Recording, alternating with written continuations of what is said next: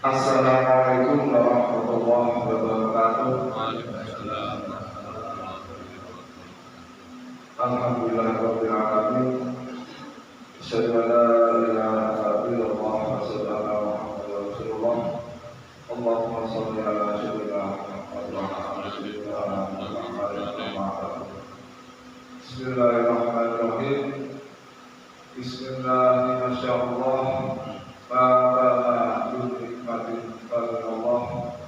Bismillahi masyaallah, la haula wa la quwwata illa billahil aliyyil azim. Alhamdulillah. Pada hari ini jamaah salat subuh atau majelis ilmu, majelis al-riyan yang mendapatkan rahmat dari Allah SWT. Pertama-tama mari kita panjatkan selalu puji syukur kehadirat Allah SWT atas nikmat yang diberikan. Salah satunya adalah nikmat kita bisa melaksanakan salat jamaah di Masjid Al-Riyan ini, karena nikmat itu merupakan salah satu petunjuk, salah satu hadiah yang diberikan oleh Allah SWT kepada tidak semua orang yang dipilih. Jadi kehadiran kita di Masjid Al-Riyan ini mengikuti sholat jamaah subuh dan mengikuti tolabul ini adalah merupakan salah satu orang-orang pilihan dari Allah SWT. Dan semoga nanti kita tetap bisa terus istiqomah. Amin, amin, ya rabbal alamin. Jemaah sholat subuh, rahimahullah, saya akan melanjutkan apa yang telah saya sampaikan beberapa waktu yang lalu di tolabul ini setelah sholat jamaah subuh ini, yaitu tentang perkara-perkara yang bisa membatalkan sholat berdasarkan kitab Bahjatul Wasail karangan Syekh Kawafi Al-Bantan yang saya dapat dari buku saya, mungkin juga gurunya Pak Zainal juga Pak Mofi. Jadi ini kewajiban saya untuk menyampaikan ilmu yang saya dapat. Semoga pada saat sampaikan ini nanti bisa mendapatkan berkah bagi kita semua. Amin. Jamaah sholat subuh, rahimahullah, beberapa waktu yang lalu sudah saya sampaikan beberapa perkara yang bisa membatalkan sholat kita. Yang pertama adalah makan dan minum dengan sengaja pada saat sholat, ini membatalkan sholat kita. Contohnya adalah apabila kita akan sholat, ternyata di mulut kita ada sisa makanan, kemudian pada saat kita sholat, makanan itu kita telan dengan sengaja. Nah, itu membatalkan sholat. Nah, apalagi lagi kalau pada saat kita mengikuti majelis ilmu atau tolabul itu pada saat ba'da maghrib sampai isya. Nah, biasanya kan kita pernah mengikuti, kemudian ada jajanan, kemudian kita sambil makan, sambil tolabul ini. Kemudian pada saat sholat isya kita tidak bersyukur, ada sisa makanan di mulut kita, kemudian kita telan pada saat kita sholat. Nah, itu namanya batal sholatnya. Nah, lebih baik sebelum sholat isya kita berkumpul dulu, menghilangkan makanan, sisa-sisa makanan yang ada di mulut kita untuk jaga-jaga. Apabila pada saat kita sholat kok ternyata ada, kita merasakan ada sisa makanan di mulut, terus kita telan dengan sengaja, itu batal. Yang pertama. Yang kedua, kemarin kalau tidak salah yaitu tentang terbukanya sedikit terbukanya aurat. Nah, terbukanya sedikit terbukanya aurat di tubuh kita, nah ini juga bisa membatalkan sholat. Misalnya yang laki-laki sholat memakai celana panjang yang sekarang pakai keren gitu, yang pahanya agak obek-obek gitu, atau siril-siril, akhirnya kulit pahanya kelihatan, itu juga bisa membatalkan sholat. Atau ibu-ibu yang memakai mukena, pada saat memakai mukena biasanya ada selai rambut di wajahnya kelihatan. Nah, kalau tidak segera dimasukkan rambut itu berarti bisa membatalkan sholat. Atau pada saat sujud mukenanya yang seharusnya menutupi telapak kaki kelihatan. Nah itu juga itu harus segera ditutup kalau tahu. Ya, kalau tahu segera ditutup. Kalau dibiarkan nanti sholatnya bisa batal. Kemudian selanjutnya adalah kemarin adalah kita lanjutkan saja. Selanjutnya yang bisa membatalkan sholat itu adalah berbicara dengan sengaja atau berbicara selain ucapan zikir dan doa. Walaupun dia bisa bahasa Arab, tapi pura-pura nggak tahu. Misalnya ini bahasa Arab ya, misalnya ini contoh. Menurut syarat Islam, kalau kita sedang takbiratul ihram, kita mengucapkan Allahu Akbar. Nah, kita ganti Allah Maha Besar. Nah, itu tidak boleh kita ucapkan dari mulut. Tetapi kalau ucapan hati itu Allah Maha Besar kita ucapkan di hati, mulut kita mengucapkan Allahu Akbar, itu tidak apa-apa.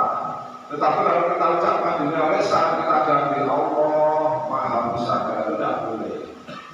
Ya, itu tidak boleh, itu bisa membatalkan sholat. Atau bisa bahasa Arab, tetapi isinya bukan zikir dan doa yang dianjurkan oleh syariat Islam. Misalnya, setelah kita baca Al-Fatihah, biasanya kita membaca surat-surat pendek. Nah, kita ganti bahasa Arab tapi bukan bahasa zikir yang ada di dalam Al-Quran atau yang bukan di dalam Al-Quran. Contohnya, setelah kita baca Al-Fatihah, kita baca bahasa Arab yang lain, misalnya sholawatan. Itu tidak boleh. Walaupun bagus, jadi walaupun bagus baca sholawat itu bagus, tapi tidak boleh. Ya, tidak boleh kita ganti. Pokoknya kita bisa boleh membacakan apa itu bisa boleh bahasa Arab, tapi zikir dan doa yang ada di dalam Al-Quran atau yang disyariatkan oleh agama Islam. Atau kita menangis secara berlebihan. Biasanya ada ya, sholat orang itu kalau sholat itu sholat terlalu khusyuknya menghayati sholat itu akhirnya dia merembes sendiri. Itu tidak apa-apa, menangis tidak apa-apa. Tapi kalau menangisnya berlebihan itu tidak boleh. Berlebihan itu tidak boleh. Itu juga bisa menyebabkan batal. Kemudian selanjutnya yang bisa membatalkan sholat adalah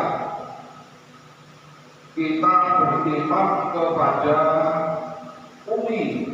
Apa itu maksudnya umi? Umi itu kalau tidak salah orang yang tidak bisa membaca tulis sih. Orang yang tidak bisa membaca tulis. Maksudnya begini, apabila dalam suatu jamaah atau majelis kita melaksanakan jamaah sholat, kemudian ada di situ ada umi, ada qori.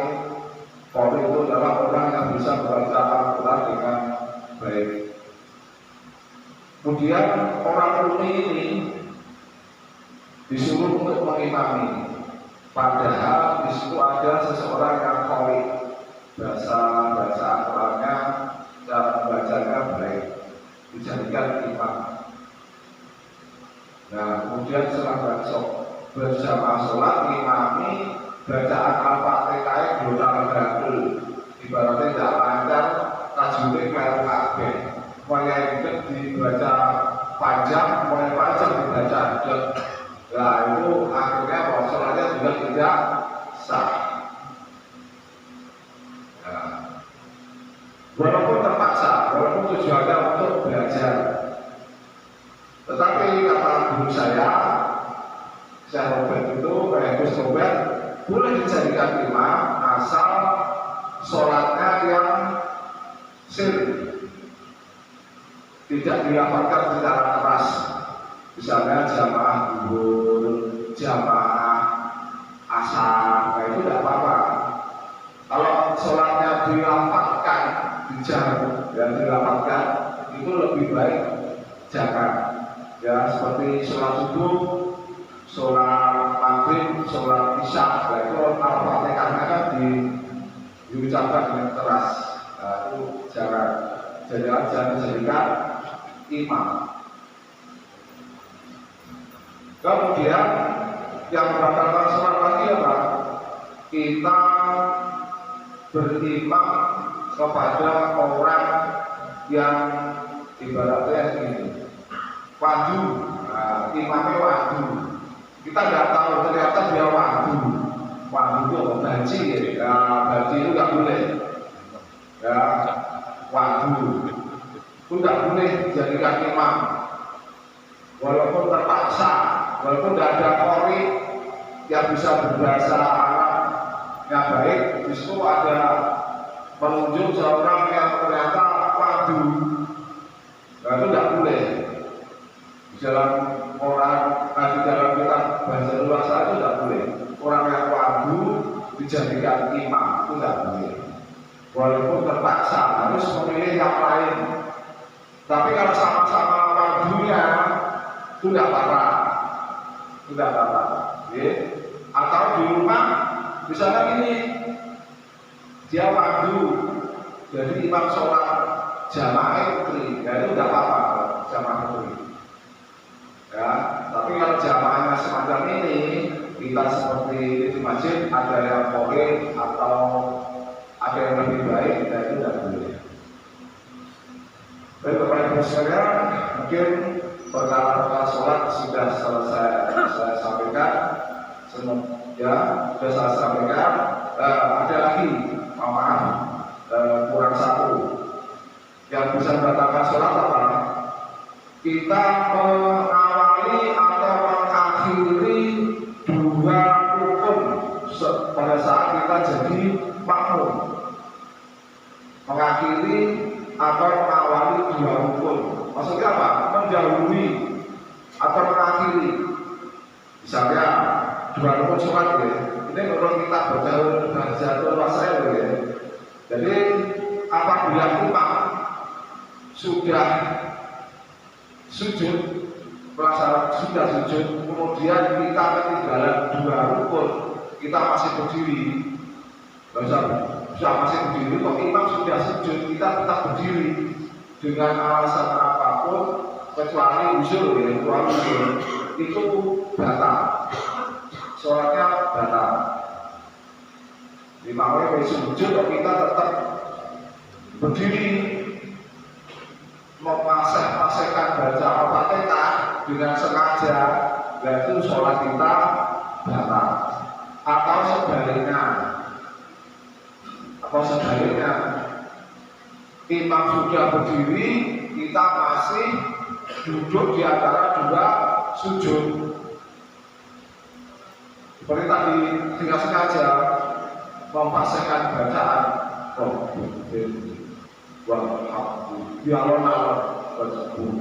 imam itu sengaja.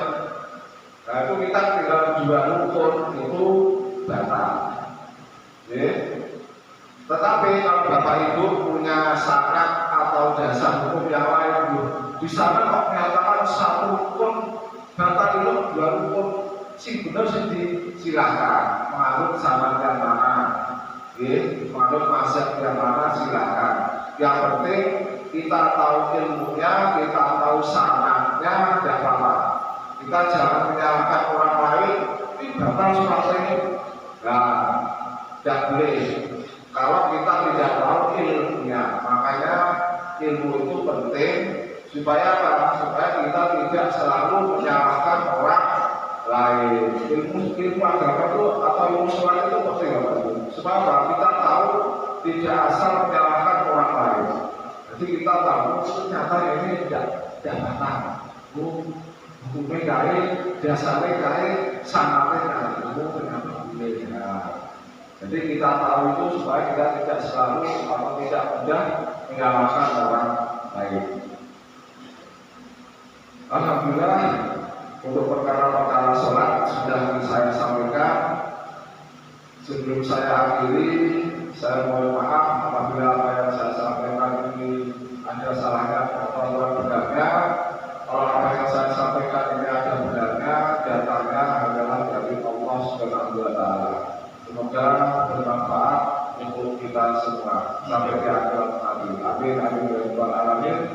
Wassalamualaikum warahmatullahi wabarakatuh.